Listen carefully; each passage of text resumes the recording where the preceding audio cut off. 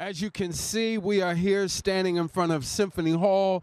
We love you. We will miss you, Jerry Gant.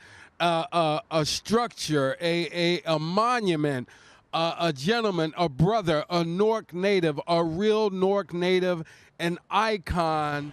Jerry, you were a blessing to the Newark art community. I love your art, and I love you, and I will miss you. I used to write, well, I still do, but I write porn. And I met Jerry in 1983. I was maybe about 14 years old. He was somebody that I always looked up to. And it was like amazing to finally meet him. And the funny story about Jerry is Jerry, I can say this because it's Jerry, but Jerry taught me how to rack paint. If you wrote graffiti, you know what it is when you go in and you take paint from a store. And he says, just trust your instincts. And that was one of the messages that he always told me, trust your instincts. And it stayed with me. And his favorite saying was, never let anybody steal your joy. And I still try to live that way. You know, whatever I do, I do it to satisfy myself and not to satisfy others. And that was a big message that he taught me.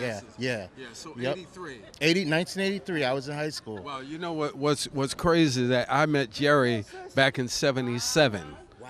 Yeah. Okay. When he wasn't Jerry Gantilism, when he was just like me, that other cat from the street in Newark. Hi, everybody. How are you? My name is Tony Vaughn, Newark, New Jersey native, and we're here to celebrate the life of Jerry Gant, of Gantilism. And as you can see, this is just a spectacular moment for our brother from Newark. Jerry touched so many people in so many different ways, so many lives in a passionate manner. Yeah, Jerry was cool. Every time we did link up, he always had a positive vibe, and it showed through his artwork. So he will be missed. Yeah. sir. You want to share your thoughts? Yeah, man, I'm a miss Jerry, man. I knew him as Nasir.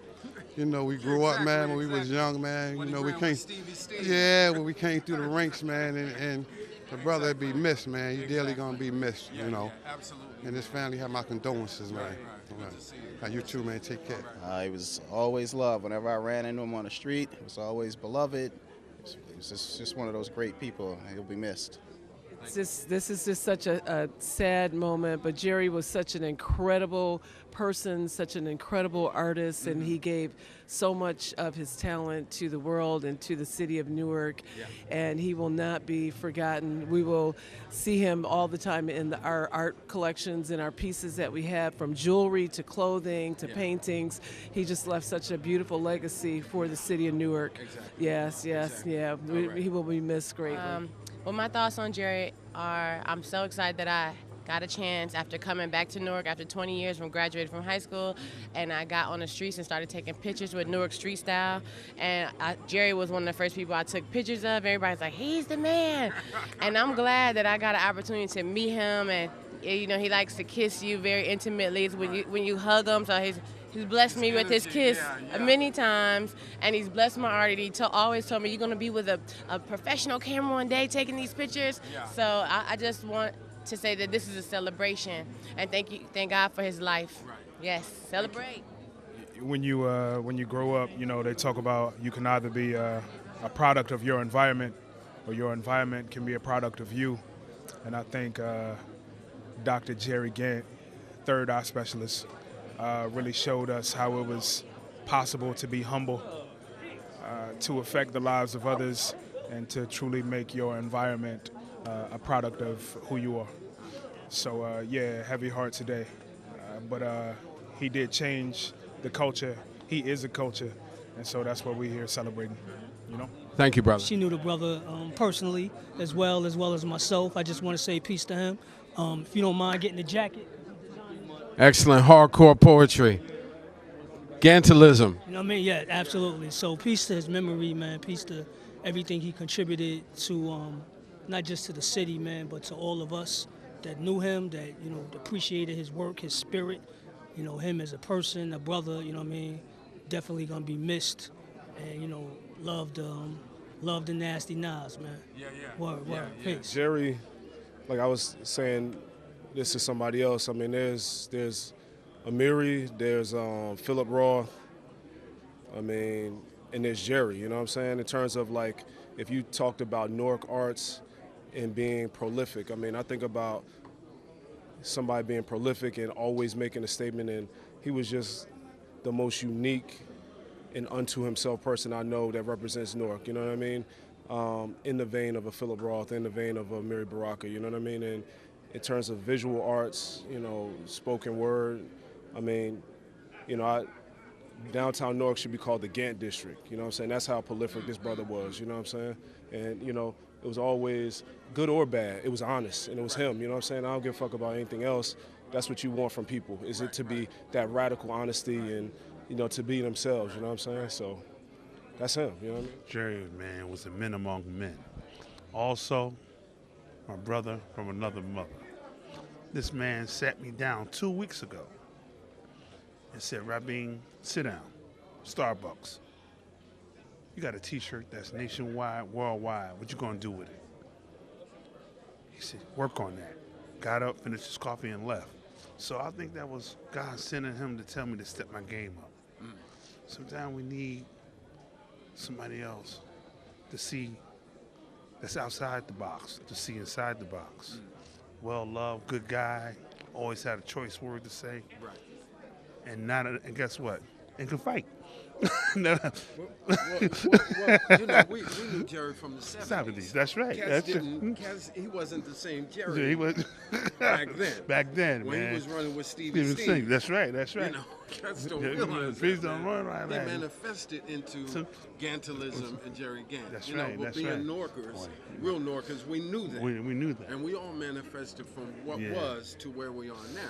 I just say this. I'm glad I'm above ground, looking down, to be at this homecoming, to give my blessings to him and the family. But guess what? He's in a better place. Oh, yeah. Hey, everybody. Once again, my name is Tony Vaughn. We're here to celebrate the memory, the legacy, the passionate, God-given gift, the blessing that we were able to receive for our brother Jerry Gant, who is now celebrating his mission and going home. I just wanted to share my thoughts about Jerry. Jerry and I met in 1977 at a very interesting point in our lives. It was very cool, very hip, and very down. It was very real. We were not the individuals that we were back then, but we were able to connect and get on an even keel and just get down with what we got down with. I appreciate him so much in the times that we were able to share with each other, to laugh, to enjoy, to eat, to break bread. My man Gary Campbell, Gary, love this brother so much. Gary is the one who's shooting me right now. A couple of weeks prior to Jerry going into the hospital, the three of us were able to break bread a couple of times and just build and talk. And in the near but not too distant future, you will be able to enjoy what is the working title now, Raw and Uncooked Jerry Gant, the unfiltered Jerry Gant, the real Jerry Gant. So be prepared, because that's on the hot plate coming soon. Once again, we're going to pan over into the audience, and you'll see what you need to see about our brother Jerry Gant. Jerry, love you, miss you, and we will definitely see each other very soon when the Lord calls us up to do what we need to do for him. You know, we all travel upon that level of time to that undiscovered country from whose bourne no traveler returns. There are two songs that I referenced in thinking about Jerry. There was Kansas, Dust in the Wind, and there was Seal, A Prayer for the Dying. The verse in Seal, it goes, crossing that bridge with lessons I've learned, playing with fire and not getting burned. I may not know what you're going through, but time is the space between me and you. Want to give a big hug and kiss and shout out to Jerry's main girl, Linda Pink Dragon Street, who was right there from the beginning to the very end. That was Jerry's main woman, and we love and appreciate her so much for everything that she did on her part.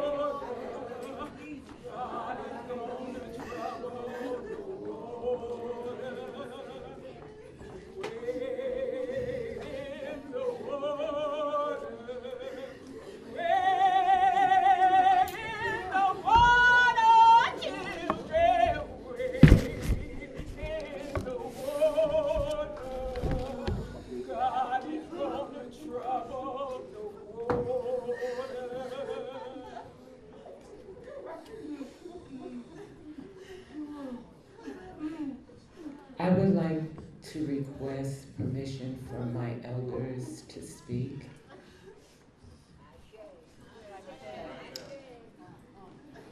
Good morning, family. Good morning, friends. Good morning, Newark. We're all here for one reason, and that's because we either are related to, or knew, or were friends with Jerry Gant. My name is Kalia Washington, and for today, I am the arranger of atmospheres. So what that means is that I'm here to help assist in the tone and the tenor of making his homegoing the celebration that it's meant to be. But because Jerry's contribution and his love and our love for him is so great, we already know that this isn't it. There are so many more events that are forthcoming because we cannot do enough and say enough to show our love and our appreciation and our gratitude. In the interest of time, there's a passage from a book by Jan Van Zandt that I especially want to share with the family, but it is for all of us. We cannot change your sense of loss or hurt or grieving, but we can put things in perspective. So from my heart to yours and on behalf of all of us, I'd like to share this with you. The book is by Jan Van Zandt. The title of it is Until Today, and it's from the page of July 15th, and it speaks to our reality. People never really die. They leave their bodies. They end their physical existence in order to continue on a spiritual journey in another form and on another plane. A person who has entered the realm of existence that we call death is never beyond our love. And the thing that we call death is not a cold or a dark, frightening, and cruel existence. It is an essential part of life that teaches us to believe in what we cannot see. Because once you know a person, you will always know them. And once you have loved Jerry, your love will keep him alive. Life continues after death as long as you remember the warmth of his smile, the gentleness of his touch, and the meaning that he brought to your life. And in your remembrance of him, death cannot overtake his life. It has simply changed its form. And when you spend time honoring the dreams of Jerry now that he has changed, you are continuing to stand up for the things that he believed in and doing the things that you love to do together. You are saying, this life continues to touch my life. So I encourage you to stay in touch with Jerry. Send him your love and use the memory of your time together as motivation to keep growing. And always remember to honor the special ways that you knew and loved him and the way they touched your life. Because your remembrance offers him a victory over this thing called death. Until today, you may have misunderstood death, and you may be and are entitled to be grieving and mourning the loss of your loved one, believing that he is gone forever from your life. But just for today, be devoted to being a living reflection of the dreams and the love that you shared with Jerry now that he has passed on. We're honored, we're privileged, and we're blessed to begin this homegoing celebration with the Honorable Mayor Ras Baraka.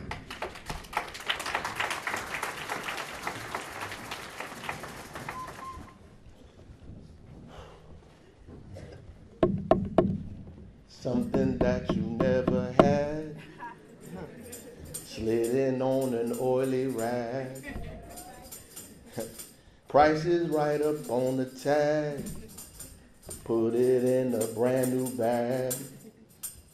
And this thing'll let you be yourself and won't offend nobody else. Something that you never had, the price is right up on the tag. Why don't you check out your mind? It's been with you all the time. Why don't you check out your mind? It's been with you all the time. Why don't you check out your mind? It's been with you all the time. I grew up in a city of bricks. I grew up in a city of bricks. I grew up in a city of bricks and tons and tons and tons of slick dudes with old tricks. But one thing I despise is stages and lies with MCs with crowds about towns with tough guys turning fake and real to steal for their next meal. Turning fake and real to steal for their next meal. Easy to do what you do.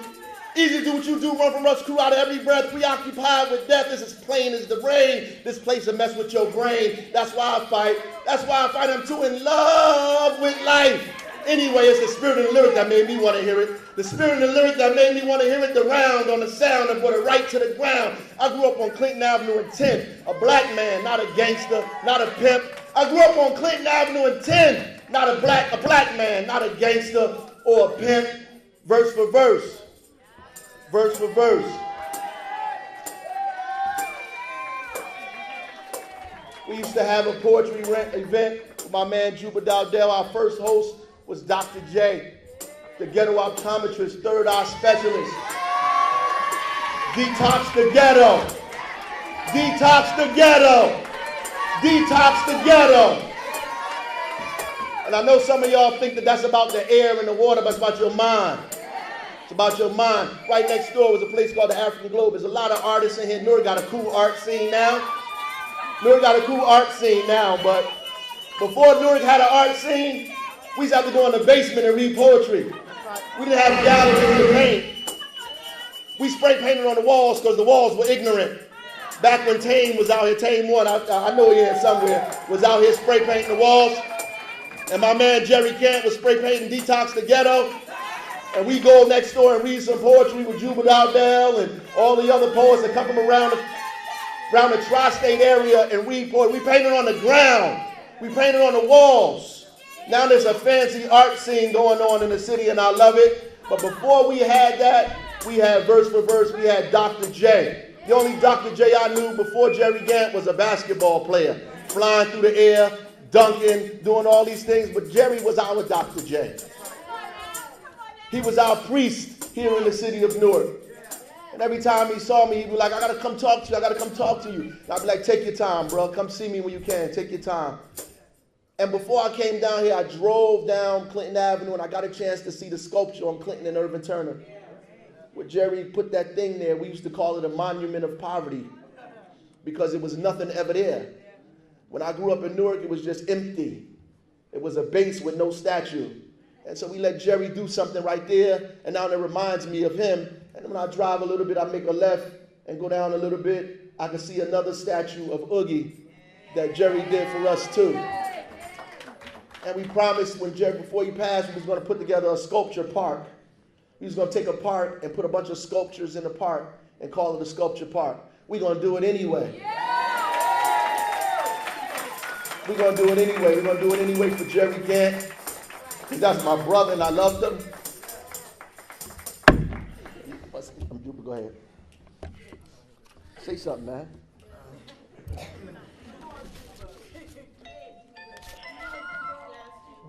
Jerry was a giant.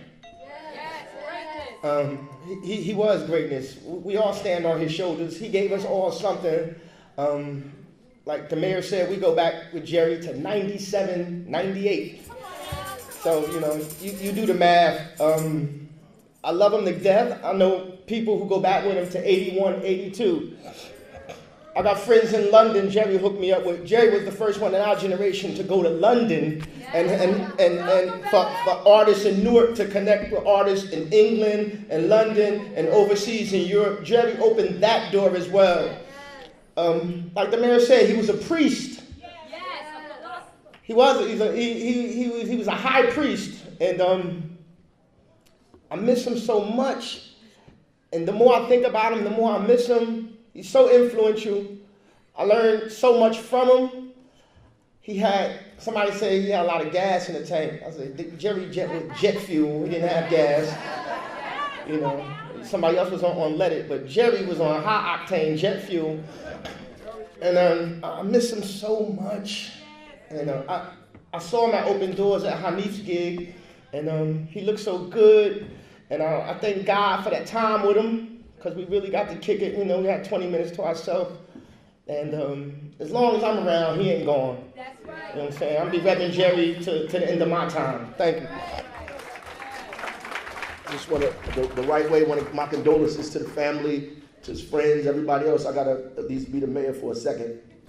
You know, we wish you the best and we wish you well. You have our prayers and everything we can do for the city. Please do not hesitate to ask. We're going to continue to do what we can to keep his name alive, his spirit alive in the city.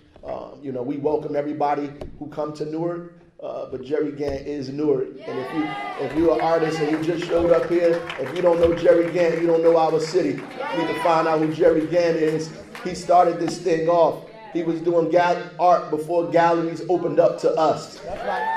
We didn't have galleries for us. We had to make our own gallery. As a matter of fact, before I started allowing people to paint on the walls, they had to paint on the walls in secret in the middle of the night and threat of the police. Now you can go everywhere and see our beautiful faces all over the walls in the city of Newark, because when things change around here, they're going to know we was here. We like the pyramids, like all the artifacts that's up on the walls, our faces, our noses, our lips, our kinky black hair, our complexion, our voice, our sassiness, our walk is going to be represented in the city if it's the last thing I do. Long live Jerry Gant! Long live Jerry Gant! Long live Jerry Gant!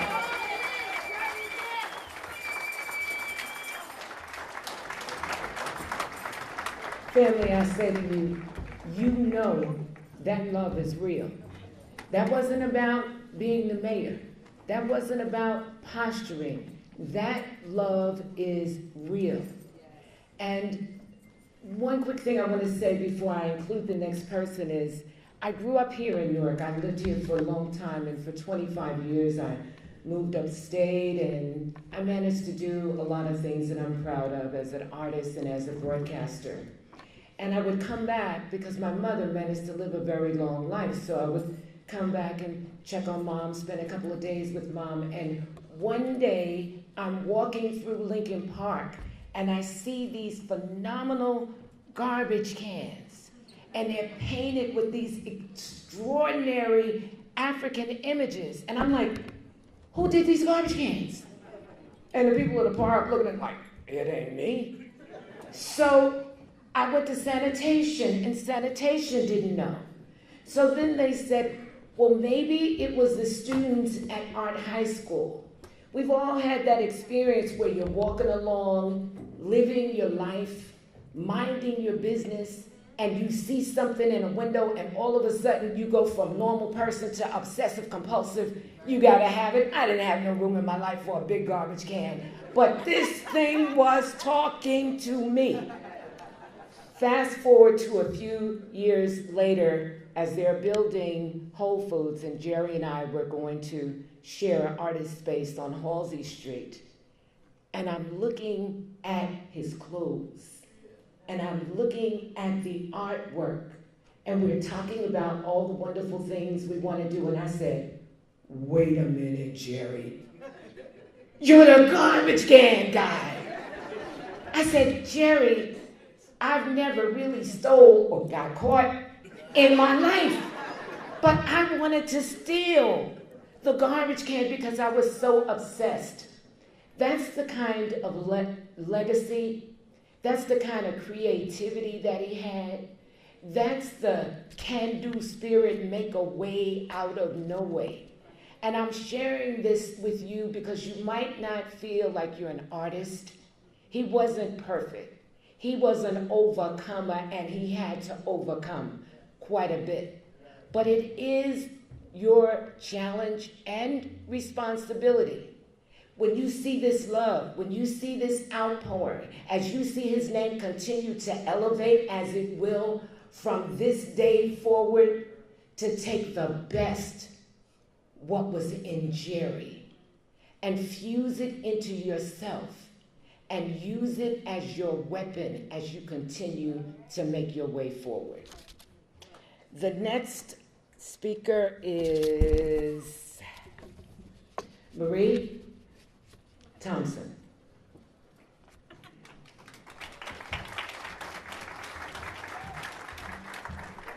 Good morning. I'm gonna say one word. What is it? Wicked. What we say? Wicked. Because that's what he was. He was wicked to us. And I thank the family so very much for allowing us to have a part of him. You shared a real giant with us who gave each and every one of us a bit of him. And he gave, y'all had all of him, we had a bit, and it seemed like a lot. So I say thank you so very much. I got the great honor of reading you two proclamations. So November 19, 2018, to the family of Jerry Gant. Dear family of Jerry Gant, please allow me the opportunity to convey my sincerest and most heartfelt condolences for the tremendous loss of your loved one, Jerry Gant, who has left us with a legacy of art. Surely we know that nothing can soothe the pain and grief of this loss to his family, friends, and community. And because of his transitioning was felt by so many, we collectively share in your grief as we stand by your family during this time of mourning. As a person of deep faith, I believe that weeping may endure through the night, but joy cometh in the morning. Though we may feel sorrows, death, right now we must trust that our beloved Jerry Gant is resting in the arms of the Lord. With my deepest sympathy, Mayor Raj De Baraka.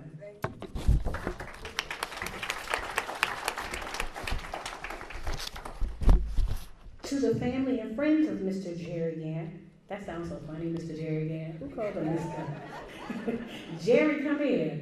Jerry, stop doing that. My dear family and friends of Mr. Jerry Gant, it is with great regret that I write to you under these circumstances. I was truly saddened to hear by the passing of your loved one. Mr. Gant, please accept my heartfelt sympathy. While words cannot offer adequate solace, please know that my thoughts and prayers are with you at this most difficult time.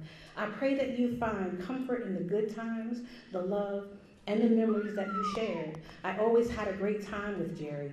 He was a talented artist and a good friend, and I will truly miss him. We all will. He leaves a lasting legacy in this art community and also in the city of Newark. I know that his friends, family, and associates are proud of all his accomplishments during his lifetime. I know that God will continue to bless and strengthen him.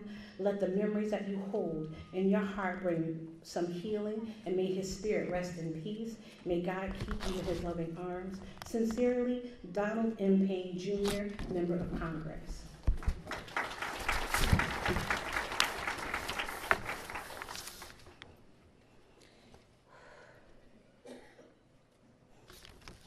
I would have never thought that I would be doing this. I'm not gonna, I can't sugarcoat that. He's talked me off a couple ledges, not literally, but that brother right there was a good guy. He was a good guy, and whatever memories you have, hold on them to them real tight, because this is one of those unexpected situations that we all gotta just, when you see somebody that you know has on their Gantilism or a piece of art or something, just shake your head and go wicked, because it's just wicked knowing, or you're having a sucker-free day knowing that Mr. Gant touched you in some kind of way, because we all need those sucker-free days, boy. So I'm going to read the obituary. Jerry Julius Gant transitioned from this earth on Sunday, November 11, 2018 at 11 a.m., surrounded by his family and close friends. Jerry was born to the late Shirley and Julius Gant on November 21st, 1961 in Newark, New Jersey. He attended Westside High School and received his associate degree in graphic design from Essex County College in 1994. Jerry went on to complete his PhD in ghetto optometry from the School of what? Hard Knocks. At a very young age, Jerry discovered that his love of art, culture, and occasional troublemaking, we all know that, he immersed himself in the New York City graffiti scene of the 1980s, spending hours perfecting his tag. And what was it? Jerry nicknamed himself Too Nasty Nice. Over the years, Jerry has become a staple on the Newark art scene as both a visual and performing artist. His affiliations include, but are not limited to, the Newark Museum, Newark Public Library, City Without Walls Gallery, Newark Print Shop, Gallery of Pharaoh, Gateway Art Gallery, North Star Academy, Newark Symphony Hall, Pink Dragon Management. Jerry leaves behind 3 beautiful children, Terrell Harris, and Marissa Monroe. Daughter-in-law Jamie Harris, son-in-law Nathan Monroe. 4 grandchildren, Madison Harris, Terrell Harris Jr., Tanaya Harris, and Tristan Monroe. 6 siblings, Charlotte Oliver, Michael Joyner, Kevin Joyner, Denise Gant, Sheila Cannon, and Dion Cannon. His paternal aunt, Shirley Edwards, special friend Kaitha Ward, and a host of nieces and nephews and cousins. To know Jerry was to truly love him. He never left anyone without a smile, a hug, and what? A picture. And if you didn't look your best, it didn't even matter, because he was going to take that picture anyway. His memory will continue to live in our hearts, his influence in our minds, and his work throughout his beloved city of Newark. So whatever you have of his, cherish it. Just cherish your memories. Keep that with you real close, family. I thank you so very much, Gant family, for allowing me to do this. I'm here if you need me. Wicked.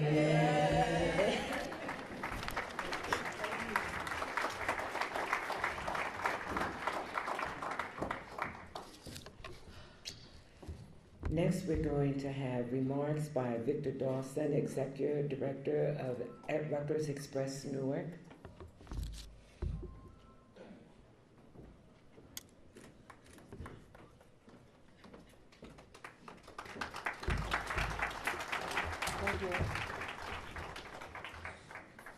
So just for the record, I'm the co-director of Express Newark with Ann Shopper Englot, who is on the Faculty of Arts, Media, Culture at Rutgers University, Newark.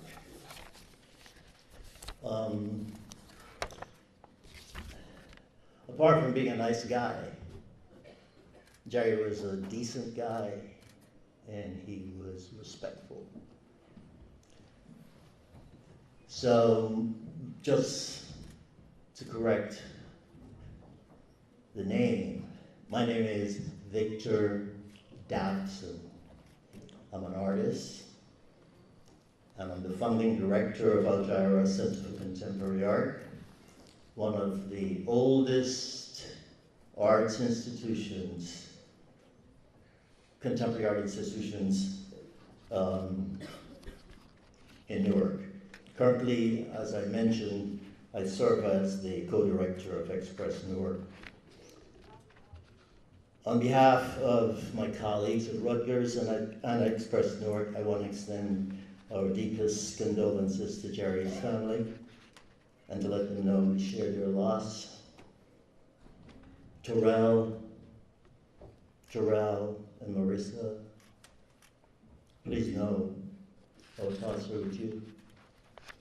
Jerry was fully aware, as my friend, Princeton historian and artist Nell Painter put it, of the wonderful things about being Black, from the physical to the cultural to the social. Blackness is beautiful in the body, in the skin, the vigor that shows in the muscle and the sinew. Beauty is in the music and the poetry and the art. None of this was lost on Jerry. It was in his memory bank.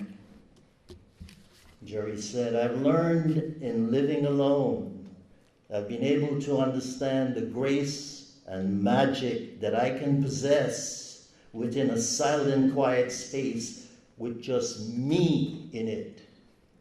And as a special message for his daughter, he was not lonely. Though Jerry lived alone, he was adamant that that was not the same as being lonely. Jerry was keenly aware that in order to survive and I'm channeling my friend Nell Painter here, he must embrace our collective identity as African Americans. That the key to sanity, and that's a quote from my friend Nell Painter, the key to sanity, our sanity, within an insane system of racial denigration was solidarity.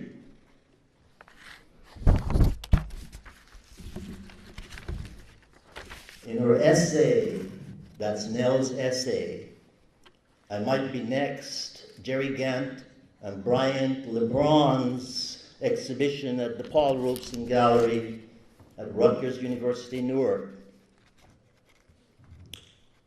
A response to the unarmed black people being killed by white police officers, Painter writes, solidarity has saved the sanity of most of us, even though legions have fallen victim to racism and to racism's insanity. Here's Jerry again. When you ask me where my work comes from, I have to consider memory. Jerry remembers growing up in what he called a typical household, where there was no kind of self-expression. His grandmother, he recalls, had a Caucasian Jesus on the wall upstairs. His memory of his earliest encounter with visual arts was at Whitman Street preschool. While other kids played with blocks and tossed things around the room, Jerry exercised discipline and took his assignment seriously. Where's the yellow? He asked. I need some more black. He remembers the action figure G.I. Joe, but when G.I. Joe came to Newark in 1967, it was not to kick in the doors of oppression or to liberate the community or to decolonize Newark's cultural institutions. In the 80s, Jerry was caught up in the graffiti culture and lifestyle. He taught himself how to tag. He had an insatiable appetite to learn, which is why his business partner in the street liked being around him. I met Jerry as he was working to transition from graffiti writer to visual artist in the tradition of his hero, Jean-Michel Basquiat. Through Algira emerged Algira's professional development program for artists. Jerry became part of a cohort of 22 visual artists. Between 200 and 400 people applied for that program. Jerry was one of 22 that got in.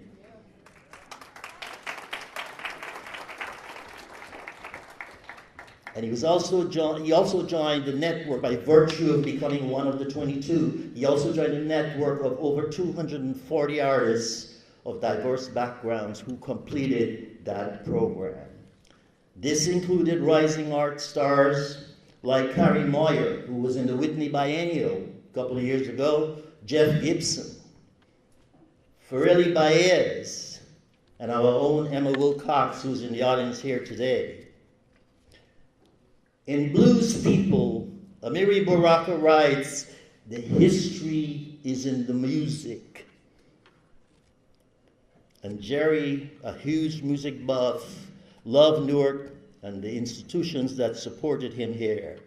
When Newark's First Lady of Jazz, Dorothy Kerr, gave Jerry a show at WBGO, it was the utmost affirmation. It was a love supreme. Gantelism, everybody talks about Gantelism. As regards to art making, Jerry was uncompromising. Jerry said, you need to make it for you. Other than that, it's just a lot of downs, just a lot of letdowns. Jerry was hip to the self-taught art world. Kevin Sampson, police detective turned artist, a recognized self-taught artist in the area and represented by the prestigious Kevin Morris Gallery in New York City, became Jerry's buddy after Jerry took Sampson's class on aerosol art. Jerry's living hero was David Hammons. If David could make art of chicken wings and brown paper bag with chicken grease, Jerry knew what he had to do. He would acknowledge his heroes, but make an art that was indigenous to his time and place, Newark. So he gave us boom boxes, guns, and even thrones. Here is what the New York Times had to say about Jerry's work in the 2007 Algira exhibition, But I Was Cool, with artists Robert Pruitt and Dred Scott. And he's called Mr. in the New York Times, by the way. In the New York Times, it is Mr. Gant who offers the most abstract and positive take on the coolness theme in the form of a mediating remedy through art. For the occasion, he built a thin, high throne made of plywood and equipped with a halo-like headphones and a crown. The throne, at once regal and fragile, is actually designed as a listening station. And Mr. Gant, again, who organized the exhibition with Edwin Romoran in memory of Algira's chief curator, Ethan G. Hall Jr., plans to build more, and he did. It's a sociable idea. With the right music playing, a whole new cool could rule. That's Jerry. Jerry knew time was precious, and he was not going to squander his life. He stayed woke. The evidence is all around us, in our parks, our streets, walls, clothing. Jerry was not going to let the constraints that sought to limit him because of race or socio-economic background foil his Gantilist agenda. He would defy the odds. On his way to the hospital, I heard, somebody told me this, Jerry said, "Don't let them forget me." And his weapons of choice were discipline. You can't make that much artwork if you don't have discipline. People thought Jerry was just like, that takes discipline. My mentor, Tom Feelings, told me, it's about discipline. Determination. Love. He had love. He had raw courage. And then on top of that, he had some bulletproof ambition.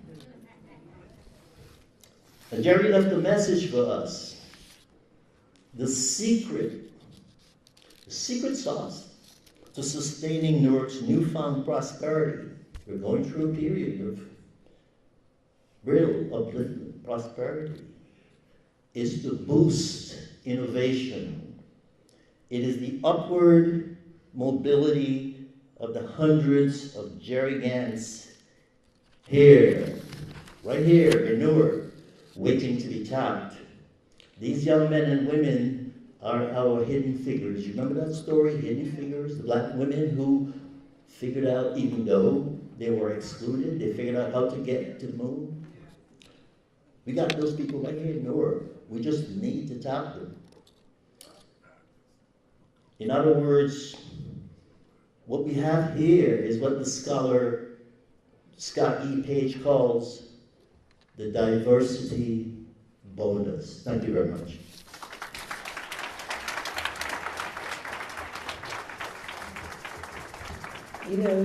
That prompted me to want to say to you again, family, thank you. Thank you for your sacrifice, because when you have a parent that's a creative energy or a calling or driven, sometimes you don't get to do the same things with them. You don't get to spend the same time with them. Sometimes people are saying, why can't your mama and daddy have a regular job? And so there's a sacrifice that you have borne. But The flip side of that is when you have a creative energy that right, wrong, good or bad gets a chance to actualize themselves. And we get a chance, all of us, to benefit from it and lift him up. We want to take a moment and stand and applaud you for your sacrifice so that we could celebrate him in this manner. Thank you.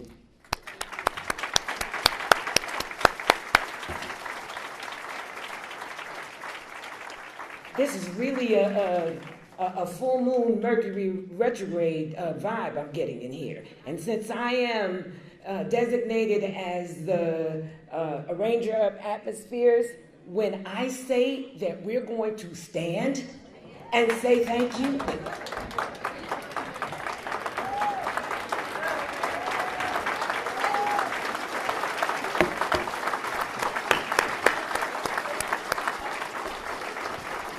retrograde slow things down. They pull, retrograde slow things down. They pull the energy back, but because we're here for Jerry, we're gonna push past that and be ourselves.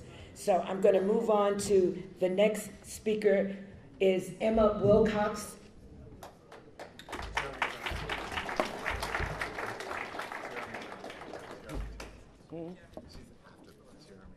Sorry, thank you.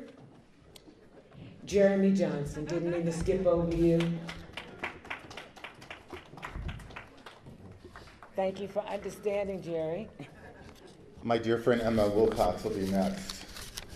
Good morning to the mayor, to the elected officials, to the families and friends of our beloved Jerry, and especially to the artists. I bring you greetings, condolences on behalf of the board of Newark Arts, on behalf of the community. My name's Jeremy Johnson. I am the executive director of Newark Arts.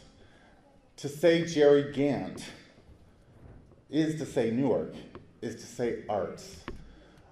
Like many of you this past week, looking through my Facebook feed or my YouTube feed and emails, one especially eloquent one from Emma, who you'll hear from, it took us back.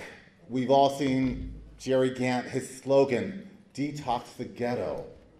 But he always said it begins with the mind.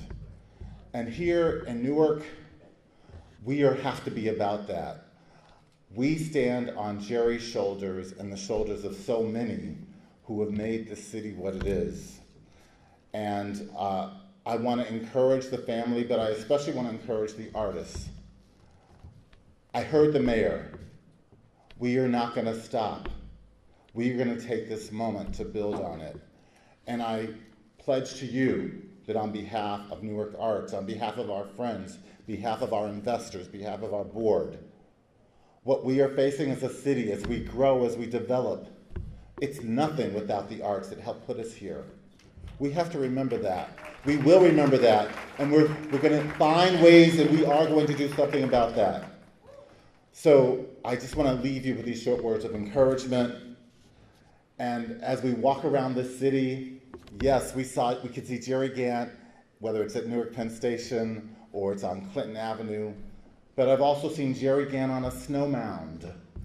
We heard about a garbage can earlier. That art was woven all through us. We live with that art. Let's continue to do it in Jerry's memory, and let's celebrate Jerry. We want to also thank how fitting to have this celebration in historic Newark Symphony Hall. Yes, it's about history connecting with the future. Thank you, and we will continue to remember you, Jerry. You meant so much to all of us. Let's celebrate him. Thank you.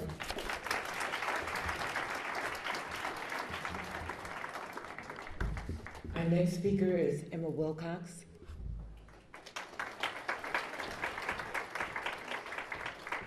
Thank you.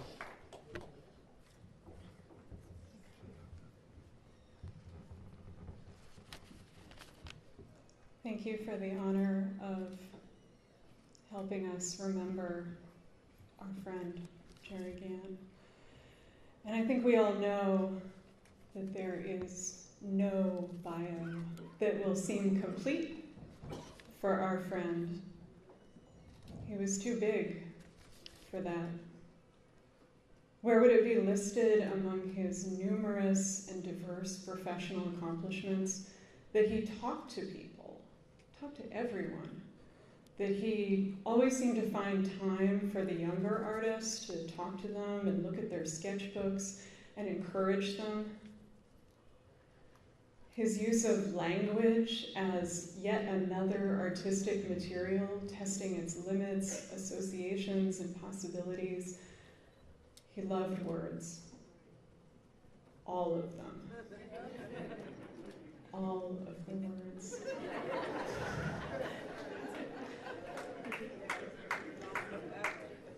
Yes. His immense roving interest in artists and cultural history of all kinds, his involvement in everything, the way encountering his work, even today, this morning, is magical and sustaining. His depth, his depths, his empathy, his humor, his generosity. I want to talk about that a lot. His curiosity, his idiosyncrasy, his tenacity, and his honesty. My friend Jerry Gant could find a face in anything. He could make a face from anything: wire, paper, wood, metal, vinyl, denim, aerosol, light, snow, leaves. But not just a face. They actually looked like people that you knew, that he'd known.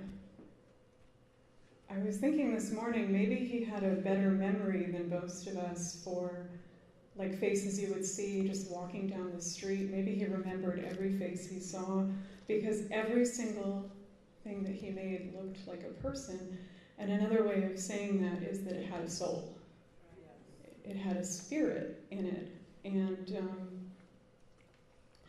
there's words in a lot of different cultures for the person who can kind of discern, who can perceive the spirit in everything.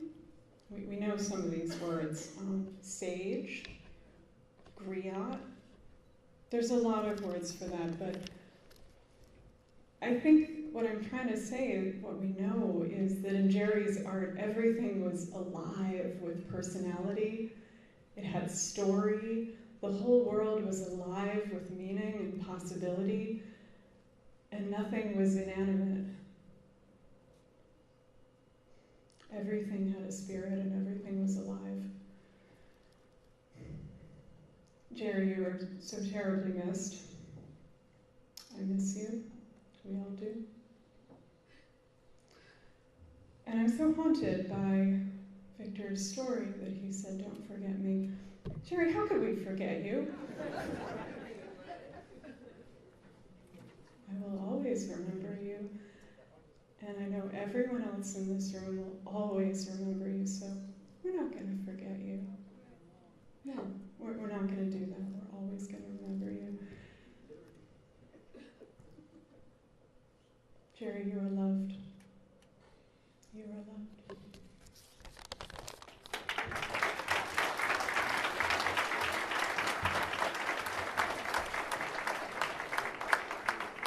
Our next speaker is Tony Vaughn.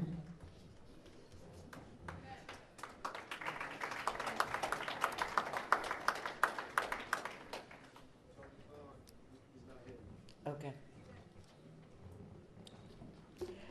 Our next speaker is my sister Lisa Washington.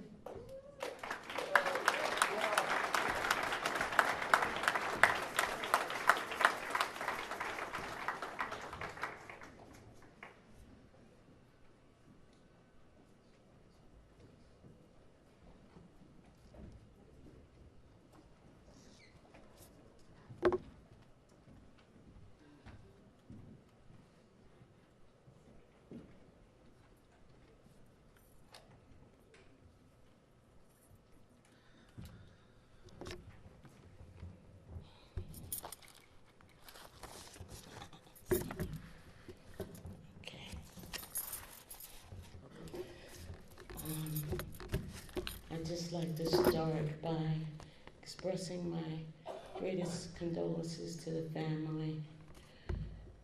Thank you for sharing our beloved brother with us. And say, luz y progreso for his spirit. When I was asked to speak, I was like, me, why me? Why not our pink lady? Why not Mr. Highside? All people, why not my friend Kaya Shivers? Sugar, are you here? No. Those of you who know me know I'm a person of few words. I am scopophobic. I stand in the corner and I watch what goes on. I call Jerry my twin, and that might seem a little odd because he was the ultimate extrovert. And I am the ultimate introvert. And that's the thing that Jerry saw in me and worked on me and brought me light. I've had a lot of losses, and in my grieving, Jerry would come by with that smile. I used to walk every morning, and I would inevitably run into Jerry. I'd be walking in my loop, and I hear someone, Bisa! Bisa! Wherever we were, Jerry would grab my hand, pull me up, even to total strangers, and say, this is Bisa Washington. She's one of the ones who started it, who were at the beginning. Beloved community, those of us who've grown up in Newark and love this place. I grew up in a time when Newark was very different. Beautiful place, arts, music, the Hay Column. I remember watching Ross and Juba run up and down the aisles of the Hay Column. And I'd like to also mention a book by Amiri Baraka that most of you might not know. It's out of print. It's called In Our Terribleness. In Our Terribleness. Jerry made us look at our terribleness. Never forget that.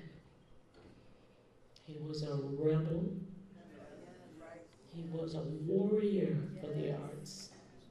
And he loved this city, our home place. Do not forget to rebel. You're going to hear lots of, oh, we love Jerry, we're going to make sure. You got to make sure each and every one of us artists who are hooked up to the vampires, using the arts community for the second renaissance. Jerry was about speaking truth to power and letting them know you're not getting away with it. Make room for us, because we're the ones who brought this new life to the world. I called Jerry my twin. He called me the legacy. In the Yoruba culture, the twins are named by the timing of their arrival. The eldest twin is born second, not first. I was Taiwo, the one who heralded the coming of the elder twin, Kehinde. Jerry was Kehinde, my Kehinde. I just want to read a little passage which I hope will be comfort. I read it again and again when I heard about Jerry. Though we can scarcely believe it when our grief is new, there will come a time when we remember will be not the sorrowful occasion of death, but the rich and happy times in the life of our loved one. It won't happen all at once, beloved.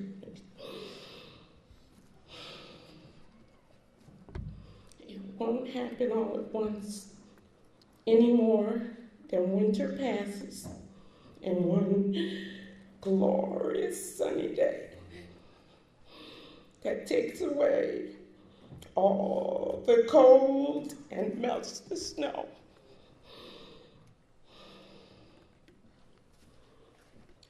But one day, as the crocuses and the daffodils appear, one at a time, or in solitary harbingers of spring, I can't see.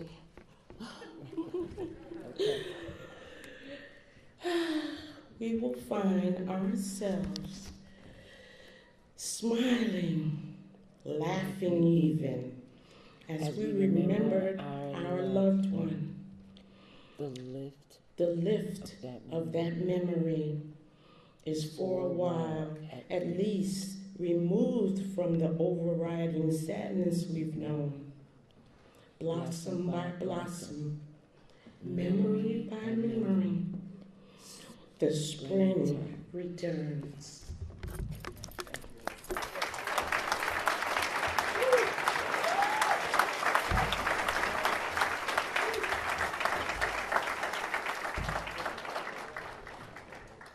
We're going to have a musical selection by Jamal D. Deshawn.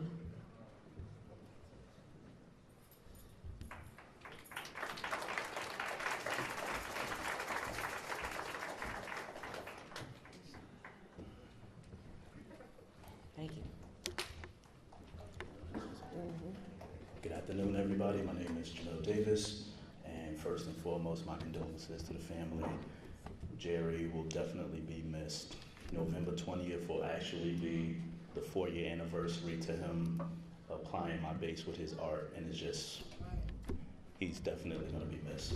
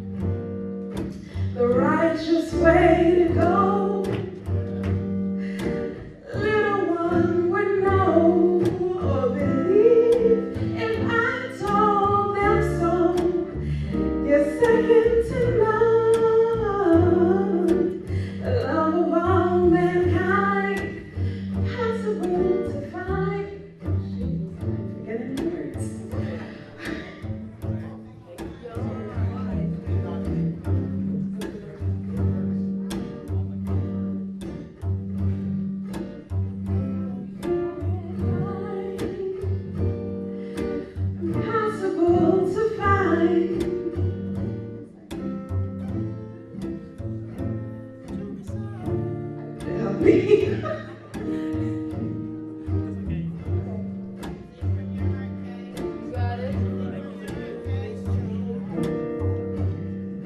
The makings of you.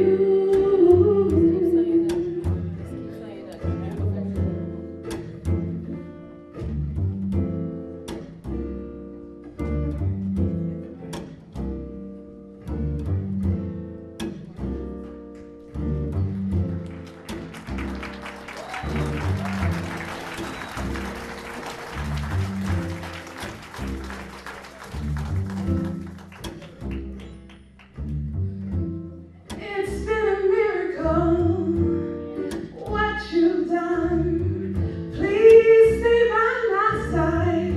Two can be one. Righteous way to go. Little one would know or believe if I told them so. You're second to none. The love of all mankind, impossible to find. Lord, thank you. These words for Jerry, impossible to find. The love of all mankind, impossible to find. Words I'm trying to recite, just when I cry. Thank you. I'm so sorry, I'm broken up. It is.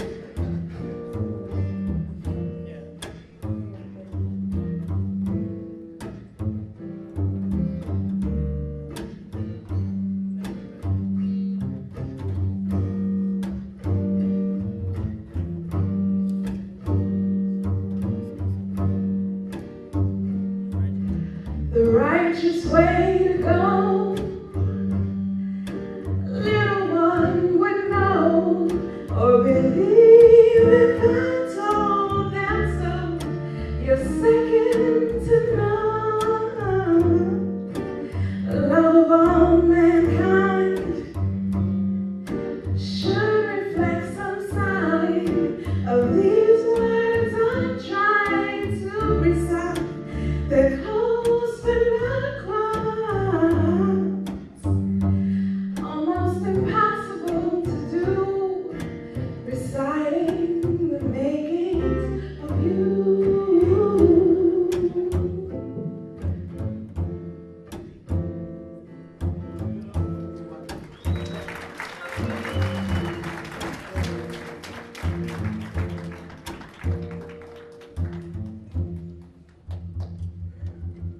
Peace, everybody. Last time I performed with Jerry was at Robert Tree Hotel. We opened up for Music Soul Child. And we normally are used to doing things on site, on set, for the moment with Jamil.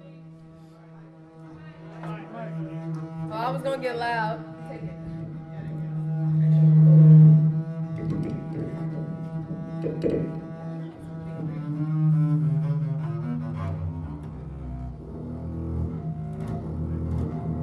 See, these faces come to me. These faces come to me when I'm sleeping at night. When I'm trying to mold what they are imaged in my mind. The kind of imprint that they're leaving on me. See, these images keep coming to me.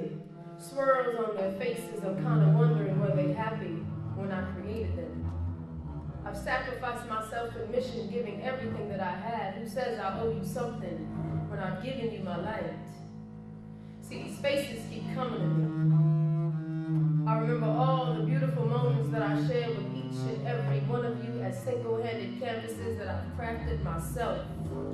Every brushstroke, every meaningless accident, I meant it all from the soul. Our interactions were not by mistake. Our interactions were purposeful moments in time that God only allowed for us to share. Stop calling them excuses to exist. What happens to my struggle when my canvas ain't promoting no food as of lately? What happens to my struggle When ain't nobody else on the other side of the phone call? What happens to my struggle when I'm dying alone and ain't nobody there to pick me up? There's no mission in between me creating this work because somebody wants to see it. Somebody's been asking me to spill my blood on the concrete. I've asked you to lay me in resin next to flowers that God birthed himself. What about me? When ain't nobody else willing to create the disasters that I've made pretty. I don't run to people because I don't have solutions. I cry on your shoulder because I'm down. Help me get up. Help me keep creating. Help me surround myself with people that genuinely love me, not want to fame for me, not want to fame with me. Please. The artist's mind deteriorates every nanosecond that you think a thought. Yet we recreate and rework everything and come back to give you something beautiful to look at. And you dare ask for my mission for free. Let me open up my chest and breathe for you. Let me show you what's really on the inside of an artist's heart. Nothing but gesso, mistakes, failures, self-doubt, fear, running. Stop running because you got what they want. Stop running because I got what they want. Stop running because I've been here to inspire. I wrote it on my body because I meant it so. Stop and think about the artist for a moment. Check on me and see how I be in these streets. Come take a picture with me so it'll last and you don't have just a thought saying I wish, I coulda, I shoulda. Stop waiting for people in their final hour for you to show up. Stop degrading their character, asking them to work for free. Stop devaluing their soul because one day you gotta lay down too. But for this moment, help the person sitting next to you get up. Because I promise, they're creating beauty on the inside, even amongst disaster.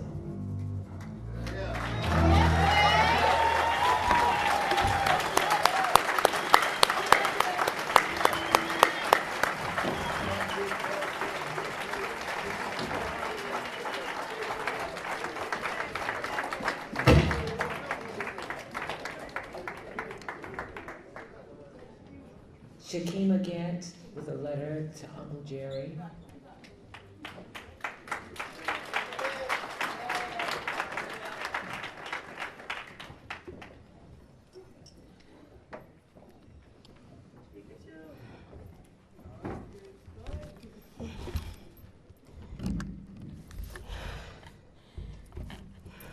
Uncle Jay, I really don't know where to begin, so I will start by saying your death has been a tragedy to so many. You were more than a public figure to me.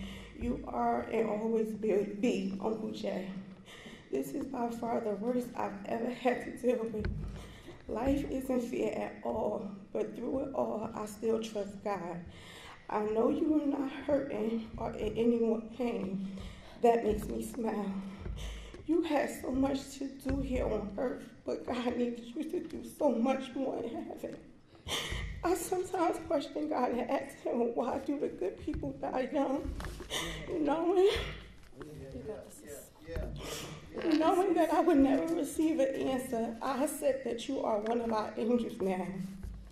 Now that you, Granny, Grandpa, and Day are all together, give them a big family hug from us down here. In your voice, sending love to the heavens above. I have a remembrance of Uncle Jay. Back in 2004, when I seen you at PSNG while I was on lunch break, you asked me, what did I name my daughter? I told you Essence. You said, what does that mean to you? Me being young and naive, I said, I don't know. You said, always remember, she's the essence in you.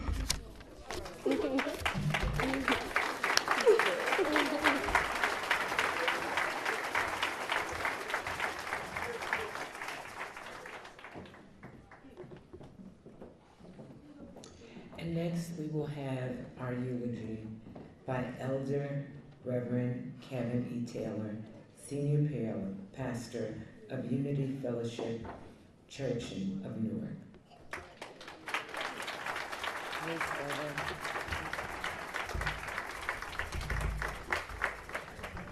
Good afternoon, family.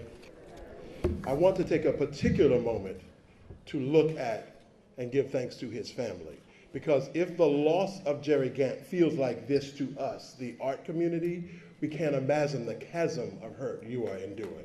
So we lift you up in ways that are personal and particular. We lift you up in ways that we hope will get you through next Thursday night and to next Saturday morning, because we understand that if it's this heavy for us, it must be boulders of pain for you. So we thank you for the gift of him. We thank you for the time he took away from you to pour into us. You sit as family, but I will address all of us today as family, because Jerry loved us like family. Amen? So to the family, thank you. To our mayor and members of importance, hello, because you're all important to somebody.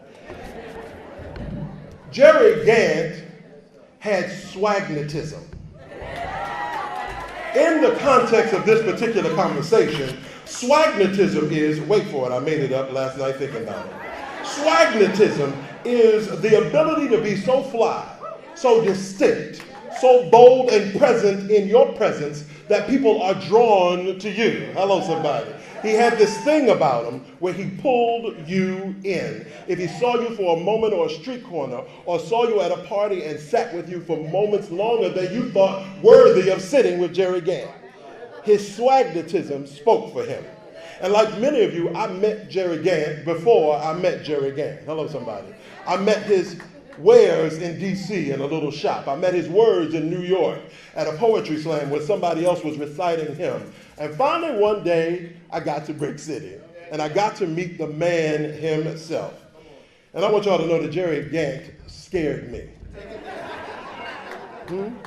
Jerry Gant scared me because Jerry Gant had the unmitigated audacity to see me.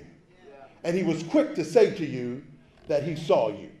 This titan, that's my word, this titan who had built legacy and decided to give garbage a good place to rest, saw something in each of us, and he made sure that you knew it when you met him. When I got some quiet time with him in a space, he said to me, "I've been waiting for you." And then up in his space at 31 Central Avenue, he sat with me, and literally like some sort of shaman, like some sort of a creative spiritual vessel, he would look at me and look at the racks and look at me and look at the rack, and then begin to throw things at me like, "This should be on you." You know what I mean? It was one of those kind of ways that it was overwhelming, because so many of us, hello artists, play small if we're not in our pocket. We walk through Newark streets tiny and unobtrusive. We try not to be seen unless it's time to be on. We're some of the most enigmatic introverts in the world because we want to be seen, but we don't want nobody looking at us. And Jerry Gant wasn't having none of that. He was having none of that. Your assignment was to show up, and you ain't want to check out, because he didn't believe in small things. Newark, this has been an astounding 12 months for us. Almost a year ago today, we were laying to rest Rodney Gilbert. A year ago Saturday. In between that, the city also laid, at Rodney's funeral, Professor Paul Gaynor was playing, a great composer and musician. And 6 months after that funeral, we lost him. And here we are today, sitting in the sadness, sitting in the legacy of these three titans, each of whom left something real for us to receive. Rodney Gilbert said, what? Do the work. Paul Gaynor in his musicianship said, use your voice. Jerry Gant offered up, be the truth. If you're going to do it, show up. Unapologetically, completely, clearly. Jerry didn't think artists were special. He said it all the time. He said it as a point of utilitarian engagement. Special artists get to sit around and wait for inspiration and converse about things that they're working on and doing and that they're going to bring into manifest at some point in the near and dear future when particular funding comes through.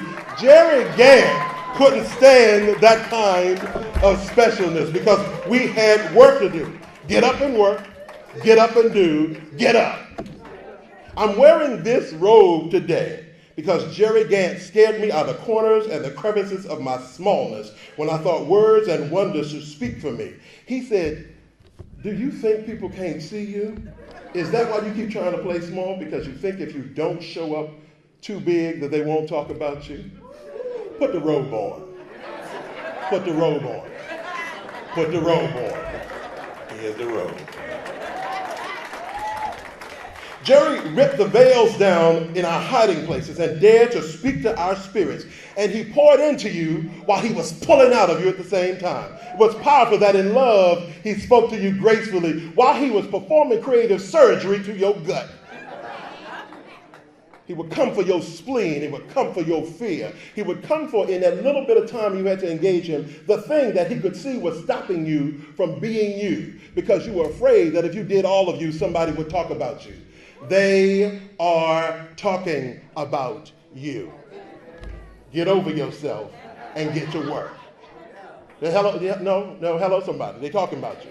They're talking about the reasons and the seasons that you walk in, and it's your time to do a new thing. When I thought about Jerry and the ways and the works that I had seen him perform, I was taken to the story of Joseph and his coat of many colors, because Jerry had the unmitigated audacity to see things in things that had gone past their season, A jacket out of season got new paintings and new words plastered on it, and all of a sudden it was fresh and funky to death. He was able to take pieces and parts and do a new thing, build a new thing, because he was able to see a new thing. That's who he was. We didn't just walk with some man, We were present with a titan who dared to believe that we didn't have to go looking up some big Mount Olympus for art. We are the art. He dared to believe that we are here on purpose with a particular purpose. And the truth is that he was having a conversation with some young artists at the Black Swan Espresso Bar around last year, and that he was talking about art. And a young brother acknowledged that in the motherland, there is no word for art. Art is so all-encompassing, it's so multifaceted and multi-purpose that there's no singular word. But Jerry had a singular word, Gantilism. Hello? Because anything he did was art. And I'm not talking about anything he created. Hello, somebody. Anything he did. To sit in your car and see Jerry Gant walk down the street, across the street, was art. To see him take little pieces of paper and scribble you a note, somebody's got those things saved and sanctified in a special place today because it was his art. He had the capacity to be something big and bad and bold and to do something with things that people wanted to leave behind. I'm from the District of Columbia originally, from the DMC, not the DMV, inside, the hood side. Hello, somebody. This part, they still ain't gentrified yet. Hello, somebody, that part. And back in the day when somebody got really dressed up in D.C., you said they was ragging. Hello, somebody. Even today when one gets really dressed up, one has put on one's glad rags. Jerry knew how to take that word and make something of it, shape something out of it. And he was somehow able, when he spoke to you, to transform the pieces of your pain and the pieces of your past and the pieces of your hurt and the pieces you didn't want anybody to see, and dare you to put those pieces front and center. Because that would be the part of you that would draw people to you. That would be the work of art that you would leave the world. That would be the thing you're called to do that would shift somebody's gut. In expressing himself and experiencing his life through this personal lens, he gave his life a now. What's your now? What are you here to do? What will they say about you after you're gone? When he told somebody on the way to the hospital, don't let them forget about me, we say inobtrusively, how could we, right? Like, oh, you were such a big presence, how could we? But somebody stopped playing Aretha's records. Hello, somebody. Somebody, it can slip away from you, right? But Jerry had the bigness of being to make sure that he is imprinted all over Newark, in metal, in paint. So you can't forget about him because he left a legacy to make sure you had to talk about him. So that the artist said, I can't get it done. And then all of a sudden you be on the 27 bus right at Military Park and see a piece of sculpture and go, God dog it, Jerry. I must do the work. I must do the work. I got to do the work because I'm called to do the work. I am the work. In my being, I am the work. When I run to my good job in order to cover for the expenses for my creative being, I am the work. And I must be bold enough to show up as me at all times. All times. Jerry said to me once, he said, preacher man, you know when you walk in their churches, you disturb somebody's peace. But I hope you get in the pulpit to be a peace disturber. I hope you're not up there to wear a title and just cover a church and just sit among the ranks of them. I hope you walk in and know they're talking about you. And I hope you leave giving them something to talk about. Because that's your assignment. Talk to the people who are talking about you and walk out making them cuss your back out. That's who Jerry Gant was. And we have no right to sit in here today and be small and cute and applaud wonderful. Jerry will be sucking his teeth at your polite praise. Don't nobody need that. He did not come for your applause. He did not live for your approval. He don't give half a good goddamn if you clap your hands. He has lived a spectacular life where he left a legacy of brilliant children and mighty grandchildren and power and purpose and work. You ain't done nothing if you won't leave no work. And if you're not sure today, if you're not clear today of what I'm trying to say to you, Jerry Gant baptized us in Gantilism. Hello, somebody. He anointed our head with oil paint. Hello, somebody. Hip cup runneth over. You understand what I'm saying? Because he wasn't ashamed to say Jerry Gant is the way, the truth, and the life. And somebody found that blasphemous. But as an artist, he found it audacious to say I am wonderfully and fearfully made, and I'm not ashamed to show up. I'm not ashamed to be what the flower is. I'm not ashamed to be what the moon is. I'm not ashamed to be what the sky is. I am one of God's great creations, and I must govern myself accordingly. I must show up big even when they say black man, be small. Even when they say artist, you have no work. Even when they say that your work is to be pimped, you should be glad I'm letting you write on this. You should be glad I'm letting you do this. Jerry was not about that. Art is not to be dismissed, and you can do that when it's special and pretty and heralded. When you understand that it's your mission and your purpose and your work, you will fight for your art just like Caritha when she get off and want to know where her tips is. Hello, somebody. When somebody does a good day's work, they will not leave their job without their money. Artists go into this small place hoping that at some point somebody, Jerry said, treat your art like your work and make them pay me my money. Because they can see the brilliance of you. They understand the power and the purpose of you. But you don't, artists. And that's what they hope. They hope that you would dare play small and get invisible and just be grateful and don't say nothing. Jerry believed you to be somebody and to be somebody powerful. And here's news to the artist and the activist, the preacher and the teacher, the mayor and the municipal council, the police officer and all the people. Powerful is more relevant than special. They don't want you to get that you're powerful, that with words and paintbrushes, with the cadence of your being and with the swash of a pen, you can shut down and shift the paradigm in this city. Somebody don't know that you now know that Jerry Gant came to change the landscape and the language of Newark, New Jersey. And that's your assignment. When you leave this space today, if you want to honor Jerry Gant, don't take out pictures. All these Jerry Gant is all over this building. Half of the people in this room today are rocking something with his indomitable presence on it. But all of us are skinned with his indomitable presence on it. Do your work, but be the truth. Be the truth.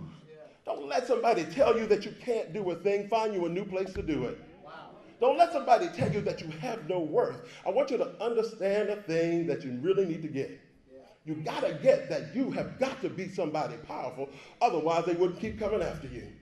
They would let you slink your no-count, unworthy, not about much into the darkness and go nowhere. They keep coming after you because you're more relevant than you understand. You're more powerful than you get because you keep waiting for their approval before you give them all of you. Give them all of you, and if they don't give you their approval, then say goodbye to yesterday because you're going to meet them in your tomorrow. Jerry Gant wants you to show up before this week. Jerry Gant wants you to have a happy Thanksgiving and want you to have a project to give thanks about. That means you got 3 days in order to get somebody to get off their behind and do something. You got 3 days to tell somebody to bring you your money. You got 3 days to finish your project. You got 3 days to finish that piece. You got 3 days to step out. You got 3 days to put the period where you keep putting commas. You got 3 days to do your work, use your voice, and stand in your truth.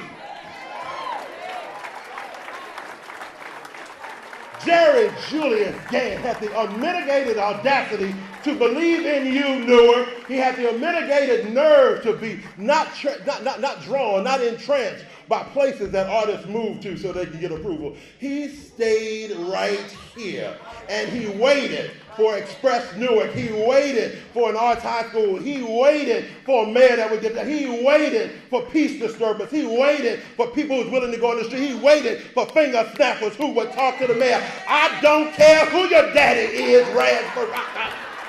The Mary Baraka would not be having half the things you let them do. Let me tell you, and then all of a sudden she started going silent. That's Newark. Pretty as it is, with your Whole Foods and your nice loft, Newark is about the business of getting the business done. So if you want to honor Jerry Gant, get your work done. You want to honor Jerry Gant, open up your mouth. If you want to honor Jerry Gant, stand to your feet and be the truth, because ye shall know the truth. Ye have known the truth, and the truth has already set you free. Can I get an amen? Somebody. Can I get a Gantilism? Somebody. Can somebody wave their hand and say, oh, Bobo Shoto, detox the ghetto? Hello, somebody. Ain't nobody got time for small. I want you to stand up so you can see how tall you are and that you're already in the company of giants. To his sons, these mighty kings. To that queen of a daughter and these queens he has loved and lifted. These young kings, God bless you. Yes, you have legacy on your shoulders, but you stand on the shoulders of giants. We are a big city with a huge imprint and become as one. But we stand as 10,000. God bless you.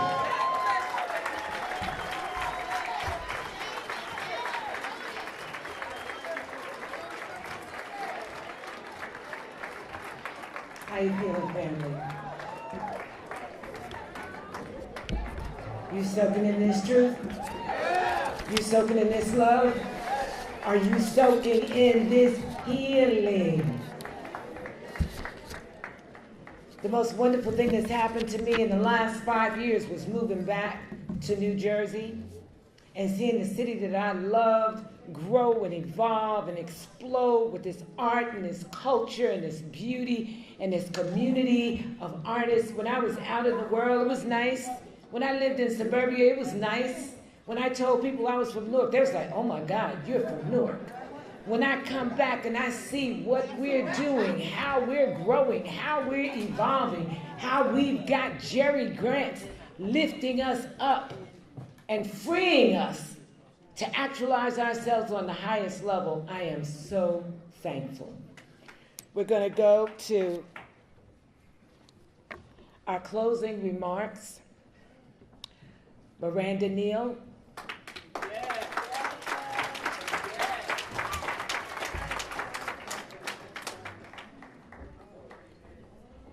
And then we're going to follow Miranda with a special surprise. Wow.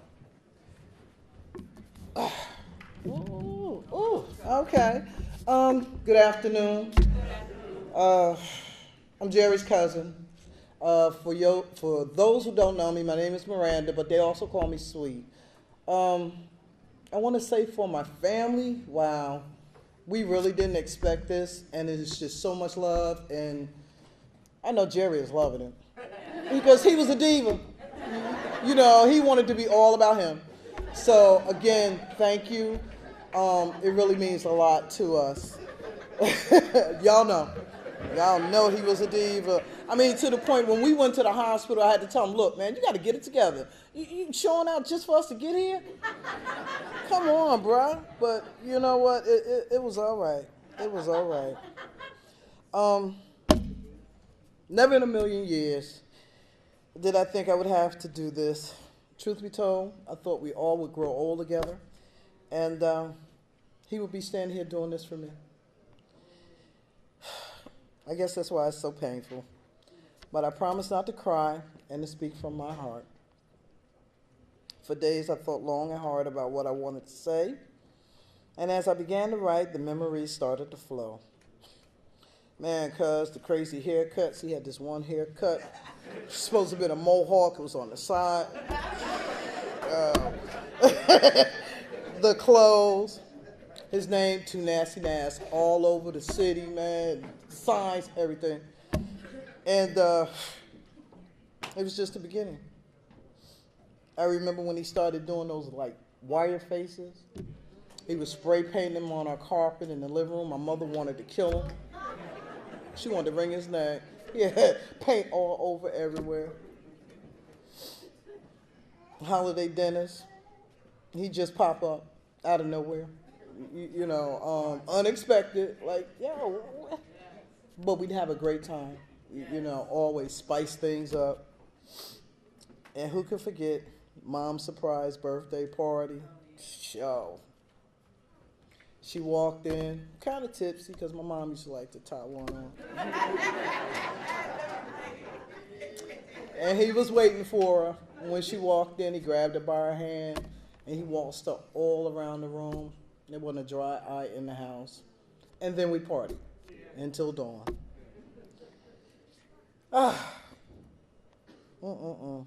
Those were some great times. You know what you guys see in Jerry, we always saw. You know, he was a man who lived his life with no hesitation and no restrictions. He stayed true to himself. He was a teacher. He was a scholar. And he was passionate about his art. Always. Always. You know, he's a man who followed his dreams and shared his life experience in hopes that someone will get the message that it's okay to be different, it's okay to be unique, that it's okay to be you and to reach for the stars. I'm so very proud of him. And we were able to tell him that before he died. You know, he stayed alive long enough for all of us to say our last goodbyes and for him to tell us, even though he couldn't say it physically, he looked at each and every one of us. The mayor was there, he know. And it was all right. He did the job well done. Well done. So, with that being said, I'm going to leave a message for each and every one of y'all, my family, my friends, and people who was touched by Jerry. You know, take note of how he lived his life. He lived it fearless, uncompromised, and no matter what anybody said, he still marched straight ahead. Okay? So do not let nobody tell you that you can't, because you can. All right? Never let nobody make you feel less than. And always, always remember, he loved color. So add a little color in your life. Thank you. Thank you.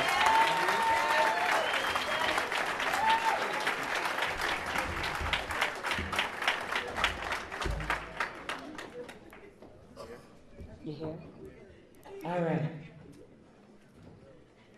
So now we have a special surprise, and we share it with you with love. Oh, man.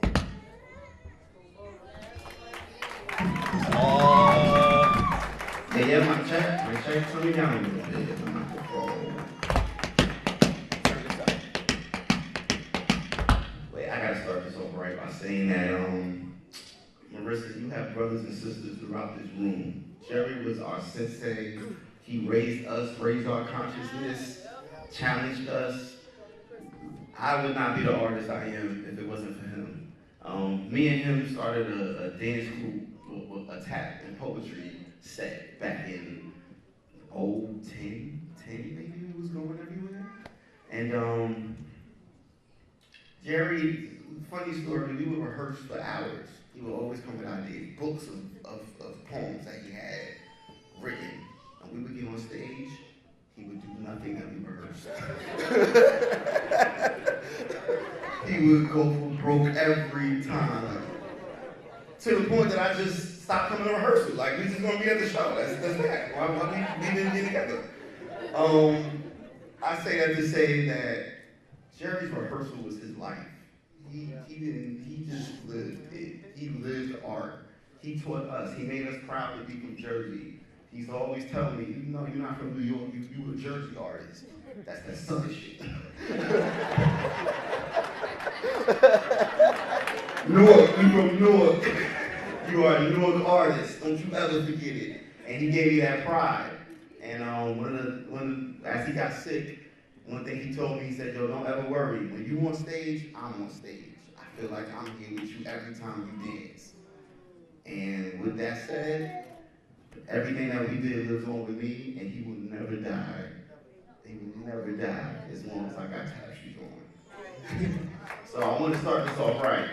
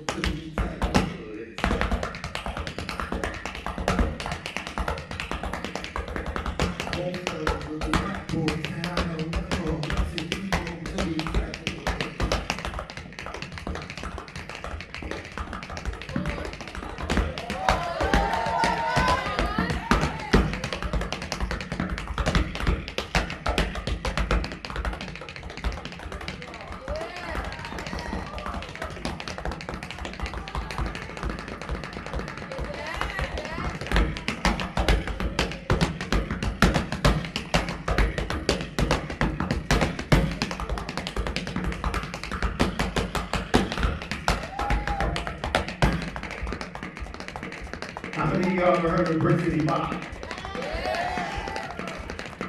How about you?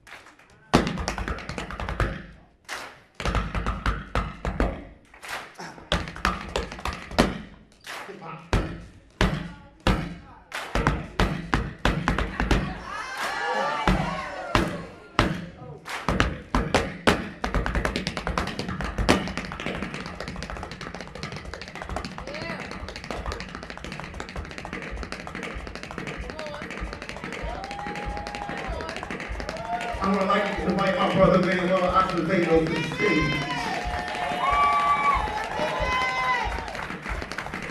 My condolences to Jerry's family. Real quick, I had an encounter, my first encounter with Jerry. It was not his physical being. It was the spiritual markings on the wall.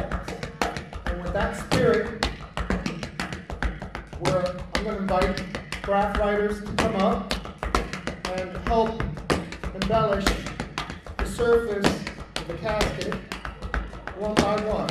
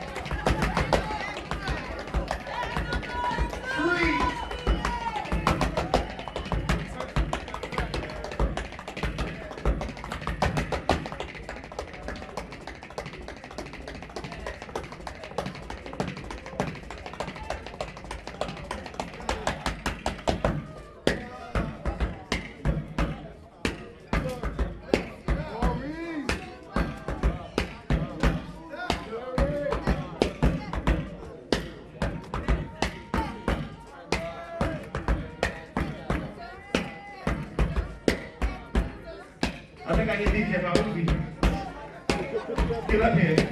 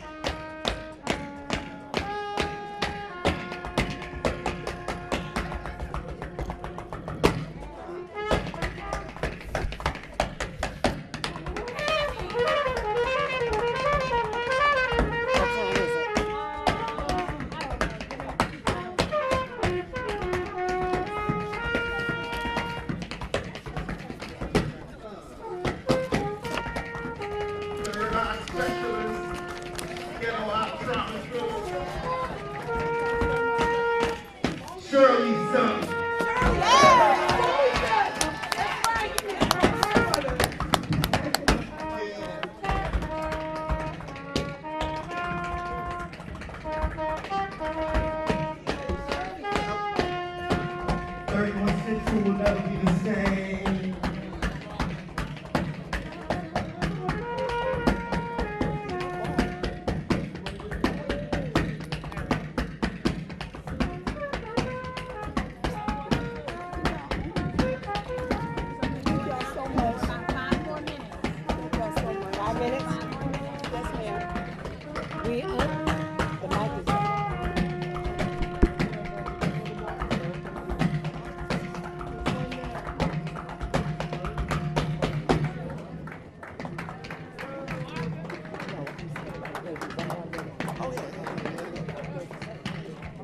Yeah, I gotta bring the drummers out so they can get the body out.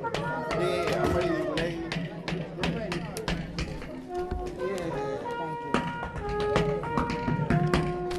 Family, thank you. One last time. We're going to bring the drummers out now, thanking us. Thank you for letting us be a part. Thank you for letting us contribute. Thank you for letting us love on you. Thank you for letting us love on Jerry. We only expect and look forward to the benefits that you will show and share when you take this love home and love on each other.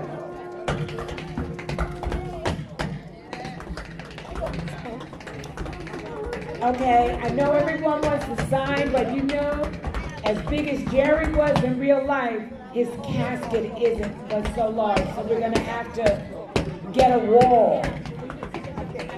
But we need to bring the drummers. It's time for us to please go back to your seats. Thank you for your love and your contribution. Talk about don't forget about me. Don't forget about me. They know it's over.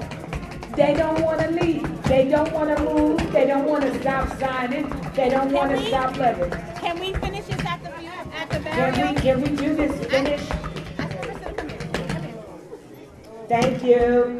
All right, let's get to our seats so we can bring the drummers up. But at the burial. Please Finish this at the burial. Please respect their time.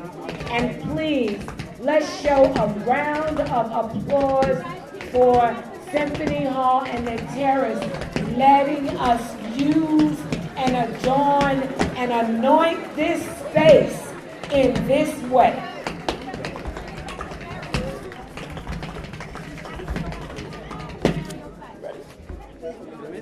Hello? See, this is why they needed an arranger of atmospheres. I tried to be good. Let me tell you what the flip side of being an arranger is. I will take the marker out your hands. You can do it at the site. Thank you.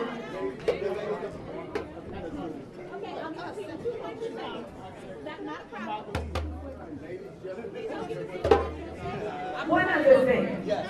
My name is spelled K-H-A-L-E-A, Washington.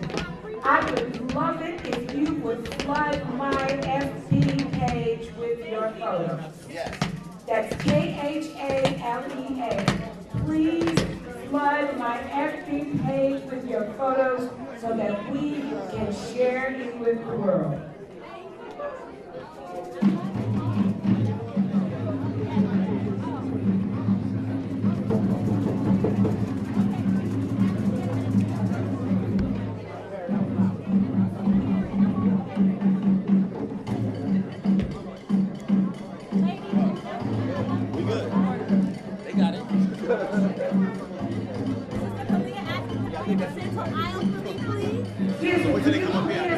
Please clear the aisle. We need the drummers to proceed. Clear the aisles, clear the aisles.